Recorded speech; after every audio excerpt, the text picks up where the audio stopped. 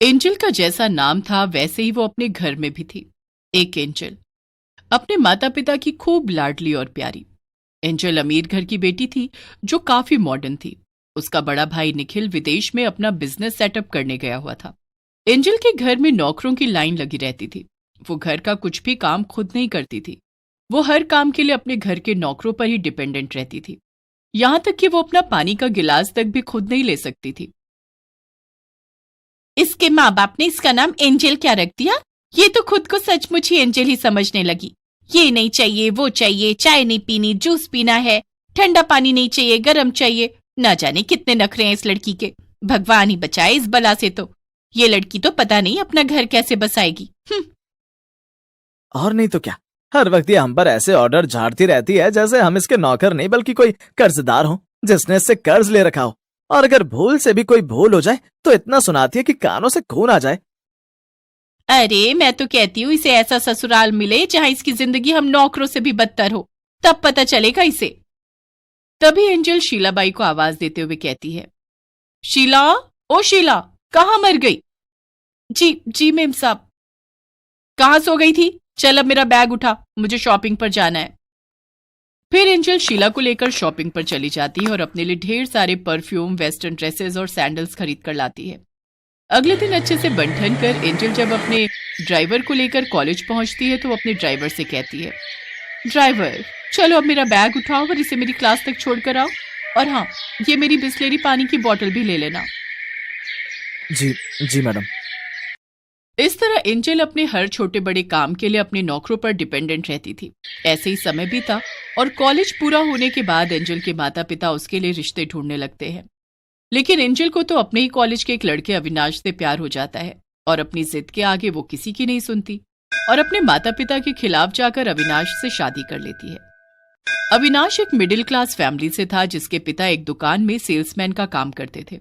शादी के बाद एंजल अपने ससुराल आई तो वहां का नजारा देख वो हैरान थी। उसका ससुराल काफी छोटा था और वहां गिनकर 2 ही कमरे थे। शादी के अगले दिन एंजल जब सोकर उठी तो उसकी सास उसके कमरे के बाहर खड़ी थी। उठ गई बहू, चल अब जल्दी से घर की साफ सफाई कर ले, फिर खाना भी तो बनाना है ना तूने। काम, खाना, ये सब तो घर के नौकर करेंगे ना माँ जी, मैं क्यों? नौकर? बहू, इस घर में कोई नौकर नहीं है। यहाँ हर काम खुद ही करना पड़ता है। लेकिन मुझे तो कोई काम आता ही नहीं माँ जी। अगर नहीं आता तो सीख ले बहू, इसमें कौन सी बड़ी बात है। मैं तुझे घर के सब काम सिखा दूंगी। आज शुरुआत झाड़ू पोछे से करते हैं। एंजल अपनी सास के आगे कुछ नहीं कह पाती और झाड़ू उठा लेती है। अपनी शादी के अगले दिन से ही बेचारी एंजल की किस्मत बुरी तरह बदल जाती है। जिस लड़की ने कभी अपने लिए पानी का गिलास तक नहीं लिया था, आज वो घर का सारा काम करने लगी थी। जैसे जैसे समय बीतता गया वो सबके लिए खाना बनाती गई, सबके गंदे कपड़े धोती, झाड़ू पोछा बर्तन सब करती। ऐसे ही एक रोज, माँ जी नाश्ता बन गया है, बैठ जाइए, मैं परोस देती हूँ। हाँ बहू, आ रही हूँ। अच्छा सुन, मैं ना आज कमला के घर कीर्तन में जा रही हूँ, तो तू बाजार से सब्जियां ले आना। जी माँ जी। एंजल सारा काम निपटाने के बाद कड़ी धूप में पैदल चलकर सब्जियां लेकर आती है। बेचारी एंजल की हालत उस घर में नौकरों जैसी हो जाती है। जो पहले नौकरों को भला बुरा कहती थी, उन्हें ऑर्डर करती थी, आज उसके ससुराल वाले उसे भला बुरा सुनाते हैं। एक रोज जब एंजल बर्तन धो रही होती है तो उससे चाय के कप टूट जाते हैं, जिस पर उसकी सास उसे खूब भला बुरा सुनाने लगती है। बहू रानी, तेरा पति इतना नहीं कमाता कि तू रोज ये बर्तन तोड़ती रहे और वो नए लाता रहे। अरे बड़ी मुश्किल से तो इस घर का खाने का गुजारा निकल पाता है, ऊपर से तू है कि नुकसान पे नुकसान किए जा रही है। अगर तू मेरी बहू की जगह इस घर की नौकर होती ना, तो मैं तुझे अभी धक्के मारकर इस घर से बाहर निकाल देती, समझी? तभी अविनाश वहां आ जाता है। बस करो माँ, वो बेचारी अपना सब कुछ छोड़कर मेरे लिए इस घर में आई है, इस गरीबी में गुजारा कर रही है और नौकरों जैसी जिंदगी जी रही है, लेकिन आज तक उसने उफ तक नहीं की, और आप हो कि उसे सुनाए ही जा रही हो। ये मत भूलो माँ कि एंजल एक अमीर घर से आई है और उससे बचपन से लेकर बड़े होने तक अपने घर में एक काम तक नहीं किया है, लेकिन यहाँ आकर इसने हमारी खुशी के लिए सब कुछ किया।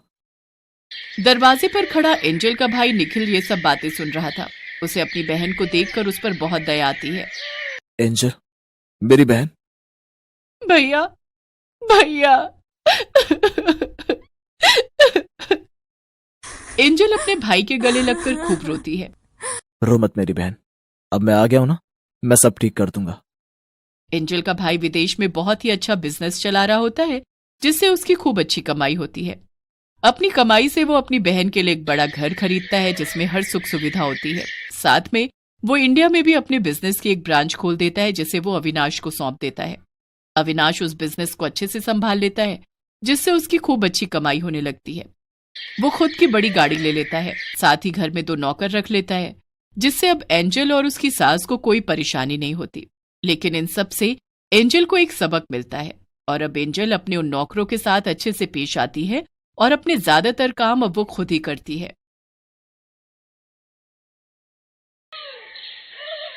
माँ तुम्हें कितनी बार कहा है मेरी चीजों को हाथ मत लगाया करो। अब मेरे नए वाले जूते कहाँ रख दिए, मुझे लेट हो रहा है। रुक रुक, मैं निशा से पूछती हूँ। निशा, तूने सफाई करते हुए हरीश के जूते तो कहीं नहीं रख दिए? माँ जी, जूते वहीं जूतों की अलमारी में ही रखे हैं, ये रहे, पर इनके ऊपर चप्पल रखी हुई थी। हाँ हाँ ठीक है, लाओ इधर दो। माँ मैं काम से जा रहा हूँ, रात तक लौटूंगा। अरे नाश्ता करता तो जाता, ये लड़का भी ना जब देखो जल्दी में रहता है। माँ जी, ये आपके लिए दलिया बना दिया था, आप खा लो, फिर आपको बीपी की दवाई भी खानी है। निशा, तेरे आने से सचमुच मुझे बड़ा आराम मिल गया। तूने काम पर लगते ही पूरा घर संभाल लिया, नहीं तो जब से शुगर और थायराइड की बीमारी ने घेरा है, मेरा शरीर कमजोर हो गया है। वैसे तू गांव में किसके साथ रहती थी? बिमला और तेरे बाबा तो काफी समय से झांसी में रह रहे हैं। गांव में मैं दादी और चाचा चाची के साथ रहती थी, पर माँ की तबीयत आपको पता है अब ठीक नहीं रहती, इसलिए मुझे शहर बुला लिया। अच्छा है ना, मुझे भी तेरा बहुत सहारा हो गया। अम्मा जी, वो जो दीवार पर आपकी फोटो लगी है, ये तो लगता है बहुत पुरानी है, और ये आपके साथ? ये फोटो तो तब की है जब हरीश 8 साल का था। मेरी ननद की शादी की है, और ये बराबर में हरीश के बाबूजी हैं। अम्मा जी, बाबूजी की बहुत याद आती होगी ना? क्या हुआ था बाबूजी को? बेटिया, याद तो उन्हें किया जाता है जिन्हें हम भूल गए हों। हरीश के बाबूजी अच्छे खासे हट्टे कट्टे थे। रात को खाना खाकर सोए, फिर सुबह उठे ही नहीं, अचानक ही छोड़कर चले गए। तब हरीश कॉलेज में पढ़ता था। अम्मा जी, ये क्या, आप रोने लगे? लगता है मैंने आपको रुला दिया। अरे नहीं बिटिया, तेरे से बात करके तो मेरी पुरानी यादें ताजा हो गई। अम्मा जी, अब तो दलिया खाए बहुत देर हो गई है, आप दवाई ले लो, तब तक मैं खाने की तैयारी करती हूँ। निशा विद्या देवी के घर काम करने वाली विमला की बेटी थी। कुछ समय से विमला बीमार थी, इसलिए उसने निशा को ही विद्या देवी के घर काम पर रखवा दिया था। निशा स्वभाव की बहुत अच्छी लड़की थी, इसलिए विद्या देवी उसे बहुत पसंद करती थी। विद्या देवी का बेटा हरीश एक कंपनी में नौकरी करता था। हरीश की गर्लफ्रेंड कंचन भी उसी के साथ ऑफिस में काम करती थी। एक दिन ऑफिस से आते हुए हरीश कंचन को अपने साथ घर ले आता है। माँ ये कंचन है, अब मेरे साथ ऑफिस में काम करती है। इसका बहुत मन था आपसे मिले, इसलिए आज इसे अपने साथ घर ले आया। नमस्ते आंटी जी। खुश रहो बिटिया, तुम तो दिखने में बहुत ही सुंदर हो। और कौन कौन है तुम्हारे घर में? कंचन और विद्या देवी अभी बात कर ही रहे थे कि तभी निशा चाय नाश्ता ले आती है। अम्मा जी, ये पकौड़े और चाय लाई थी। आपकी कामवाली ने पकौड़े तो बहुत ही स्वादिष्ट बनाए हैं। सारा काम भी करती है क्या आंटी जी? ये निशा है, बहुत अच्छी लड़की है। अभी कुछ दिन पहले ही हमारे घर आई है, और आते से ही इसने सारा घर संभाल लिया। मुझे तो इसके रहने से बहुत सहारा मिल गया है। माँ तुम तो हर किसी को एकदम से अपना मानने लगती हो। अभी कुछ दिन उसे आए हुए नहीं हुए और तुम उसके गुण गाते नहीं थक रही हो। हाँ आंटी जी, हरीश सही कह रहा है, इन काम वालियों को इतना सिर पर नहीं चढ़ाकर रखना चाहिए। अच्छा, अब मैं चलती हूँ। Okay Harish, bye. हरीश और कंचन की बातें रसोई में खड़ी निशा सुन रही थी। उसकी आंखों में आंसू आ जाते हैं। तभी विद्या देवी उसे आवाज लगा देती हैं। मुझे पता है निशा बेटी, तुझे हरीश और कंचन दोनों कुछ ज्यादा ही बोल गए, पर तू उनकी बातों का बुरा मत मानना। कोई कुछ भी कहे, पर व्यक्ति का स्वभाव ही उसका चरित्र निर्धारित करता है, और मैं जानती हूँ कि तू मेरी दिल से सेवा करती है। निशा विद्या देवी की हर छोटी से छोटी चीज का ध्यान रखती थी।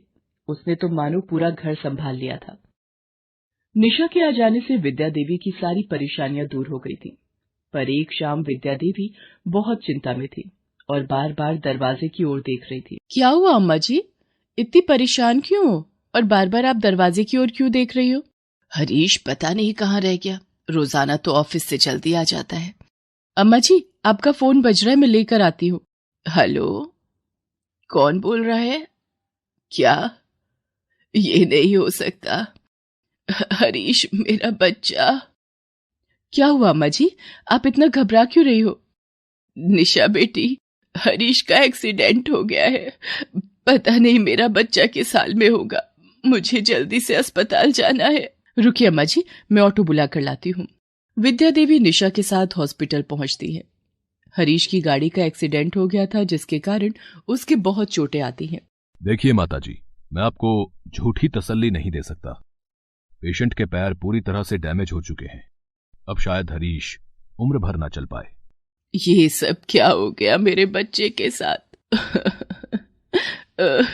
अम्मा जी, अपने आप को संभालो। कुछ दिनों बाद हरीश को छुट्टी मिल जाती है। वो घर आ जाता है। हरीश की नौकरी भी छूट गई थी, इस वजह से वो और दुखी हो जाता है। हेलो कंचन, क्या बात है? मैं तुम्हें पिछले 1 हफ्ते से फोन मिला रहा हूं, तुम मेरा फोन क्यों नहीं उठा रही हो? और तुम एक बार भी मुझे हॉस्पिटल में देखने के लिए नहीं आई। तुम्हें पता है ना मेरा कितना बड़ा एक्सीडेंट हुआ था। देखो हरीश, मुझे सब पता चल गया है। अब तुम पूरी तरह से अपाहिज हो चुके हो। तुम्हारे दोनों पैर खराब हो चुके हैं और एक अपाहिज के साथ मैं अपनी पूरी जिंदगी खराब नहीं कर सकती। वैसे भी मेरी शादी होने वाली है, इसलिए मुझे आज के बाद कॉल करने की कोशिश भी मत करना। कंचन, मैंने तुमसे सच्चा प्यार किया और इस हालत में तुम मुझे यूं छोड़कर चली गई। ये आपके लिए सब्जियों का सूप बनाया था। मुझे भूख नहीं है, ले जाओ ये सूप। आपको पानी पीना था तो मुझे बोल देते, अभी बेड से गिर जाते। मुझे किसी की हेल्प नहीं चाहिए, मैं किसी की सहानुभूति नहीं मांग रहा। हरीश बेटा, तू कंचन का गुस्सा इस बेचारी पर क्यों निकाल रहा है? निशा दे इसे सूप, मैं भी देखती हूँ ये कैसे नहीं पीता। इसी तरह निशा हरीश की देखभाल में लगी रहती। धीरे धीरे हरीश को निशा का व्यवहार अच्छा लगने लगा। अब तो वो निशा के साथ खूब बातें करता और हंसता। हरीश की तबीयत में भी सुधार होने लगा था। हरीश जी, ये तो किसी चमत्कार से कम नहीं है। आपके पैरों में अब काफी हरकत होने लगी है। बस कोशिश करते रहिए, समय पर फिजियोथेरेपी के लिए आते रहिएगा। और फिर हरीश बिल्कुल ठीक हो जाता है। एक दिन कंचन उससे मिलने आती है। तुम यहाँ क्या कर रही हो? मुझे तुम्हारी काम वाली निशा बाजार में मिली थी, इसी से पता चला कि तुम बिल्कुल ठीक हो गए हो। तो मुझे लगा कि जब तुम मुझे इतना प्यार करते ही हो तो मैं हम दोनों के रिश्ते को एक मौका और दे देती हूँ। पर तुम्हारी तो शादी हो गई थी ना?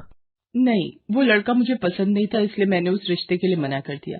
वैसे भी अब तुम ठीक हो गए हो तो हम दोनों को बहुत जल्द शादी कर लेनी चाहिए। एक काम करते, हम अगले हफ्ते ही शादी कर लेते हैं। कंचन, जरा खड़ी हो ना। ओह, गले लगकर इस खुशी को मनाना चाहते हो? निशा, कंचन मैडम को जरा बाहर तक छोड़कर आना और ऐसे ही इन्हें बाहर करो। दरवाजा अंदर से ठीक से बंद कर लेना। मैं अपने घर में फालतू की चीजें पसंद नहीं करता। तुम्हें तो मैं देख लूंगी हरीश, तुम मेरा अपमान कर रहे हो। अरे तुम्हें मेरी जैसी लड़की मिलेगी नहीं, याद रखना। कंचन अपना सा मुंह लेकर वहां से चली जाती है। माँ, मैंने ठीक किया ना? तुमने जो किया बिल्कुल सही किया। कंचन जैसी स्वार्थी लड़की तुम्हारे लिए नहीं बनी। मैं जानता हूं माँ, मेरे लिए कौन सी लड़की सही रहेगी। निशा। हाँ माँ, मैं निशा को अपनी पत्नी बनाना चाहता हूँ और मैं जानता हूं इसके लिए तुम्हें भी कोई एतराज नहीं होगा। हरीश जी, ये क्या कह रहे हैं आप? माँ जी, आप इन्हें समझाइए। मैं एक काम वाली गरीब मजबूर लड़की हूँ, मैं आप लोगों के साथ भला। निशा बिटिया, तुम भी तो एक समझदार, सुंदर और होनहार लड़की हो। जिस तरह से तुमने इस घर में और हमारे दिलों में अपनी जगह बना ली है, शायद कोई और इतना प्यार हमें नहीं दे पाएगा। मैं तुम्हारे माँ बाबा से बात करूंगी और कुछ दिनों में तुम्हारी और हरीश की धूमधाम से शादी करेंगे। निशा विद्या देवी के गले लग जाती है। निशा के रूप में हरीश को एक अच्छी पत्नी मिल जाती है और सबकी रजामंदी से कुछ दिनों बाद हरीश और निशा की शादी हो जाती है।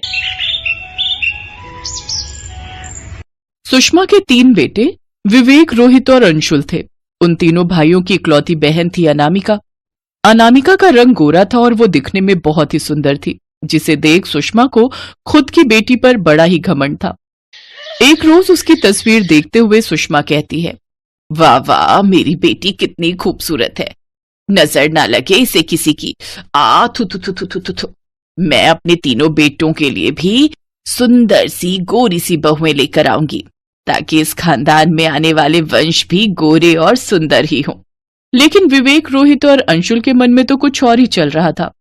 मैं जानता हूं भैया, माँ कभी हमारी शादी के लिए नहीं मानेगी। कह तो तू ठीक रहा है छोटे, इसलिए अब हमारे पास एक ही रास्ता है। फिर तीनों भाई अगले ही दिन अपने पसंद की 3 लड़कियों से शादी कराते हैं, जिनमें सबसे बड़ी बहू राधिका, मंझली बहू सोनाली और सबसे छोटी रीना होती है। लेकिन अपनी तीनों बहुओं को देखकर तो सुषमा का पारा 7वें आसमान पर चढ़ जाता है, क्योंकि उसकी तीनों बहुएं ही काले रंग की होती हैं। मैंने तुम तीनों को पाल पोस कर इसीलिए इतना बड़ा किया था कि तुम अपनी माँ के सपनों को चकनाचूर कर सको। अरे कम से कम जात बिरादरी और समाज के बारे में तो सोचा होता। पूरी दुनिया में तुम तीनों को ये कलूटी लड़कियां ही मिली थीं। माँ, ये अब हमारी पत्नियां हैं और इस घर की बहुएं हैं, इसलिए अब आप इन्हें अपना लीजिए, नहीं तो हम ये घर छोड़कर चले जाएंगे। इन तीनों को नहीं अपनाऊंगी तो मेरे बेटे मुझे छोड़कर चले जाएंगे। ये सोचकर सुषमा उन तीनों को अपना लेती है, फिर अपनी तीनों बहुओं का गृह प्रवेश करवाती है। अगले दिन से ही वो तीनों अपने ससुराल की सारी जिम्मेदारियां संभाल लेती हैं, जिसे देख सुषमा बहुत खुश होती है। साथ ही वो उसे तरह तरह का खाना बनाकर खिलाती हैं। तुम तीनों का रंग भले ही काला है, लेकिन तुम्हारे हाथों में तो कमाल का स्वाद है। सुषमा ये कही रही होती है कि तभी दरवाजे की घंटी बजती है। सबसे छोटी बहू रीना जाकर दरवाजा खोलती है। जी, आप कौन? अनामिका हाथ में 3 गिफ्ट लिए खड़े होती है। काले रंग की रीना को देखकर अनामिका कहती है, लगता है माँ ने घर में मेड रख ली है। अच्छा सुनो, जल्दी से मेरी माँ और मेरी प्यारी प्यारी भाभियों को बुलाओ। रीना अंदर जाकर सुषमा को बुला लाती है। अरे अनामिका, तुम यूं अचानक? अरे हॉस्टल से आने की खबर तो कर देती, मैं तुम्हारे भाइयों को भेज देती तुम्हें पिक करने के लिए। अच्छा, इनसे मिल। ये है तेरी तीनों भाभियां, ये सबसे बड़ी राधिका, मंझली भाभी सोनाली और ये है सबसे छोटी रीना। ये सुनते ही अनामिका के हाथों से सारे गिफ्ट नीचे गिर जाते हैं। ये तुम क्या कह रही हो माँ? ये नौकरानियों जैसी शक्ल की लड़कियां मेरी भाभी? भाई की पसंद इतनी खराब कब से हो गई? इन्हें देखकर तो ऐसा लग रहा है मानो इन्हें किसी ने ज्यादा देर के लिए तवे पर रख दिया हो, इसलिए इनका रंग इतना काला हो गया है। छी, इतनी काली कलूटी मेरी भाभियां। जुबान संभाल कर बात करो अनामिका, ये तीनों अब तुम्हारी भाभियां हैं। अरे काहे की भाभियां? ये तो हम गोरे लोगों के साथ खड़े रहने लायक भी नहीं है। अरे ऐसी शक्ल की लड़की को तो मैं अपने घर की नौकर भी ना रखूं। अनामिका गुस्से में वहां से चली जाती है। उसकी बातें सुनकर तीनों भाभियों की आंखों में आंसू आ जाते हैं। अगले दिन जब राधिका अपनी ननद के कमरे में झाड़ू लगा रही होती है, तो अनामिका जानबूझकर पैर अड़ाकर उसे गिरा देती है। फिर वो जोर जोर से हंसने लगती है। फिर गुस्से में कहती है, ऐ कलूटी, क्यों दर्द का बहाना बना रही है? चल अब जल्दी से उठ और मेरे सारे कमरे की सफाई अच्छे से कर, समझी? और तुम सलोनी, तुम जल्दी से मेरे लिए बढ़िया सा नाश्ता बना लाओ, और रीना भाभी तुम मेरी मसाज करो। गोरी ननद अपनी तीनों भाभियों पर इसी तरह हुक्म चलाने लगी और उनके साथ नौकरों जैसा व्यवहार करने लगी। लेकिन वो तीनों घर में शांति बनाए रखने के लिए किसी से कुछ नहीं कहती।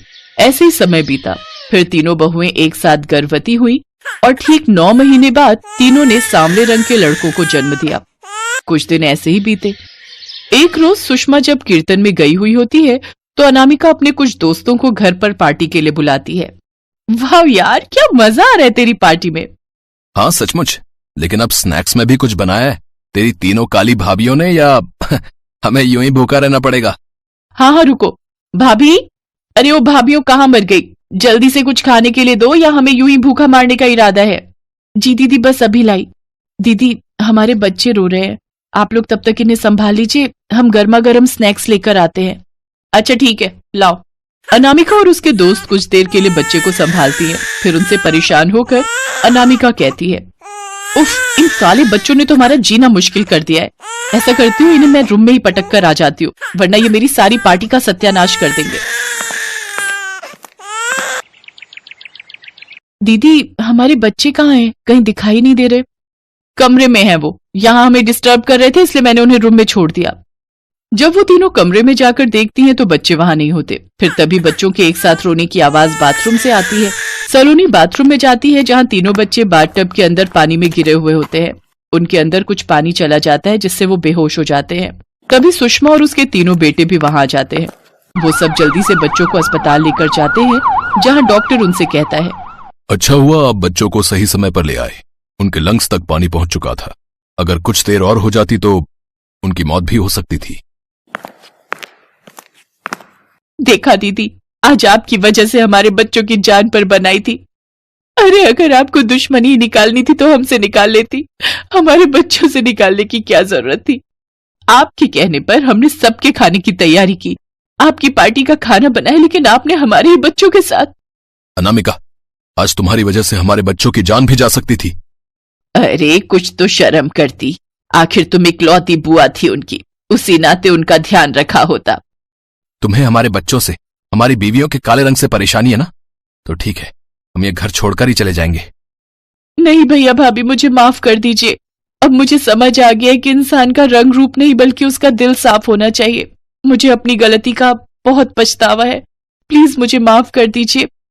तीनों भाभियां अपनी गोरी ननद को माफ कर देती हैं। कुछ ही दिनों में तीनों बच्चे सही सलामत घर लौट आते हैं। अब गोरी ननद अपनी तीनों भाभियों के साथ खुशी खुशी रहने लगती है।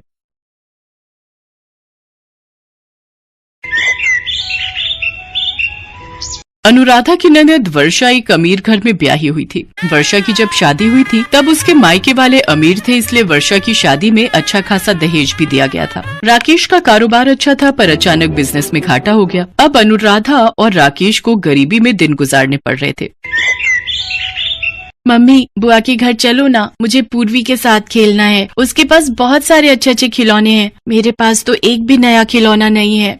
अच्छा ठीक है, चलती हूँ, लेकिन जल्दी आ जाएंगे पापा के आने से पहले। अनुराधा अक्सर स्वाति को वर्षा के घर ले जाती थी। स्वाति को पूर्वी के साथ खेलना अच्छा लगता था पर वर्षा को अनुराधा का बार बार आना पसंद नहीं था।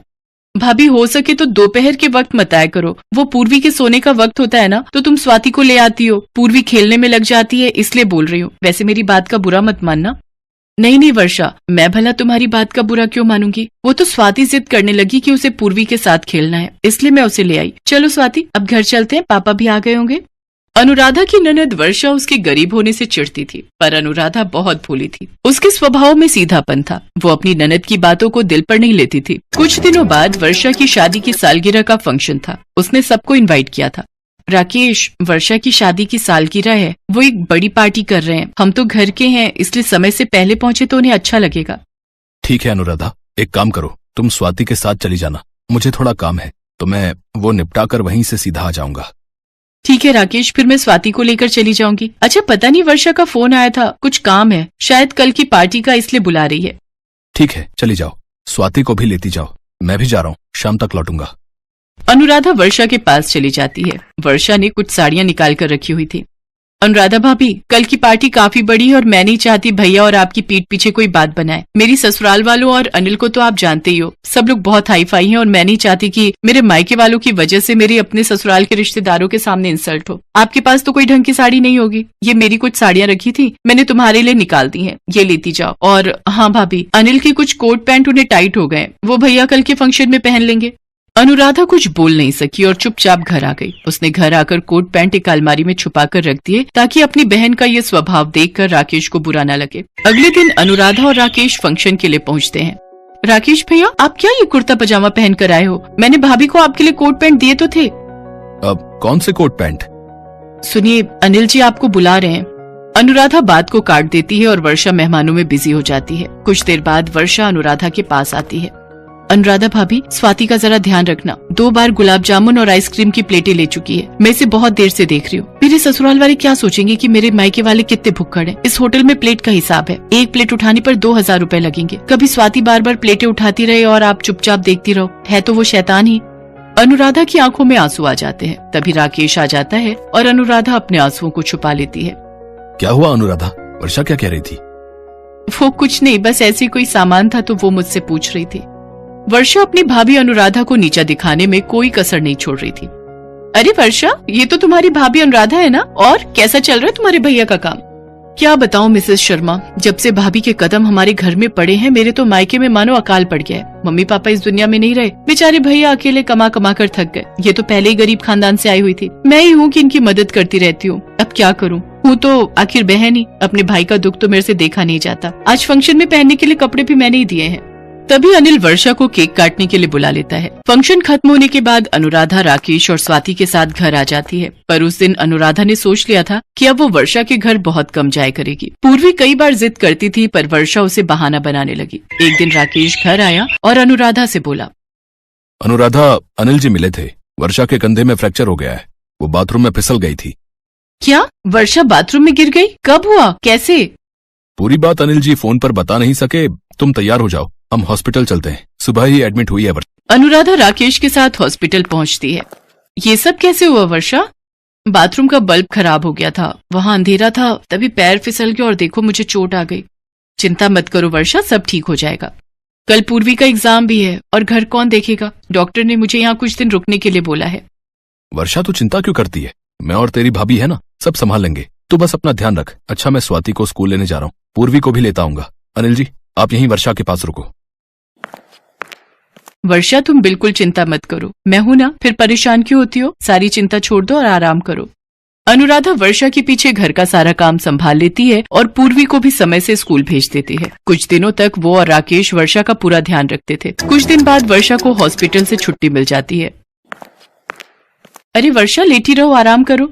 अब मैं ठीक हूँ भाभी, तुमने मेरी परेशानी के वक्त मेरी कितनी मदद की, पूर्वी की देखभाल की। तुम बहुत अच्छी हो भाभी। तुमने और भैया ने मेरा कितना ख्याल रखा। ससुराल की अमीरी के घमंड में मैं अपने कीमती भैया भाभी का प्यार खो रही थी। आज सासू माँ और मेरी जेठानी दोनों ने मेरी इतनी देखभाल नहीं की जितनी आपने और भैया ने की है। वर्षा की आंखों में आंसू आ जाते हैं। उसे अपनी गलती का एहसास हो जाता है। वो अपनों के प्यार को समझ गई थी।